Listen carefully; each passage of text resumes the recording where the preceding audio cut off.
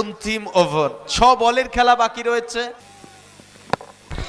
সামনের বল, state bat, অন্তিম ওভারের প্রথম বলে ওভার বাউন্ডারি আনলেন এবং প্রথম বল ওভার বাউন্ডারি আসার পর নিরাজকে বোলিং ডিপার্টমেন্ট থেকে সরিয়ে আনা হয়েছে এবং তার পরিবর্তিত বোলার হিসাবে প্রসন্নকে আনা হয়েছে।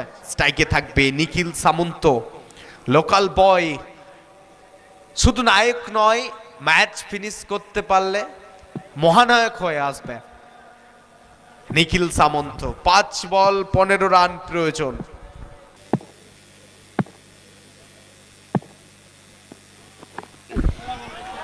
টপেজ, তবে এক্ষেত্রে ভাগ্য সুপ্রসন্ন থাকবেন অঞ্চল দিয়ে বাউন্ডারি আনলেন। তবে এই মুহূর্তে রান আসা জরুরি, সেটা বাউন্ডারি হোক না কেন, ওভার বাউন্ডারি হোক না কেন, ব্যাটের মাধ্যমে হোক না কেন, বাইরের মাধ্যমে হোক না কেন, মূল্যবান 4টি রান শেষ বেলায়। এবং সূর্যদেব পশ্চিম আকাশে ঢলতে শুরু করেছে এবং তারই সাথে এই গ্রাউন্ড, এই মাটি, এই টুর্নামেন্ট উত্তেজনার পারদ দেখুন। দর্শক বন্ধুরা প্রত্যেকে উঠে দাঁড়িয়ে এই ম্যাচ অনুভব করছে এই মুহূর্তে, কারণ এই ম্যাচ বসে থাকার ম্যাচ নয়। এই মুহূর্তে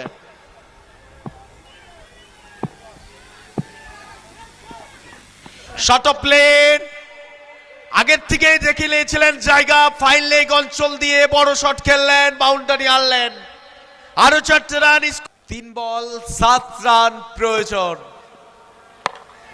ফুল টস বল দিলেন, সোজা ব্যাট, তবে এক্ষেত্রে ফিল্ডারের হাতে ক্যাচ, ফিরতে হলো নিখিল সামন্তকে।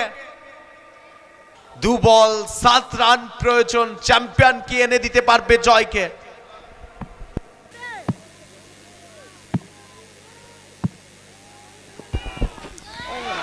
চালিয়েছিল 6 জনে, তবে এক্ষেত্রে স্যাক্রিফাইস বিবেক, নন স্ট্রাইকের ব্যাটার স্ট্রাইকে আসার জন্য স্যাক্রিফাইসটা করলেন পলার্ড। 1 বল 7 রান প্রয়োজন।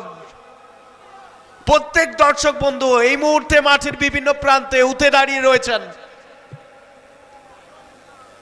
এই ম্যাচ, এই টুর্নামেন্ট, এই গ্রাউন্ড, প্রত্যেক দর্শক বন্ধুরা তাদের প্রিয় মাঠ এবং সেই মাঠে প্রিয় টুর্নামেন্ট, মেগা ফাইনাল ম্যাচ। 1 বল 7 রান প্রয়োজন।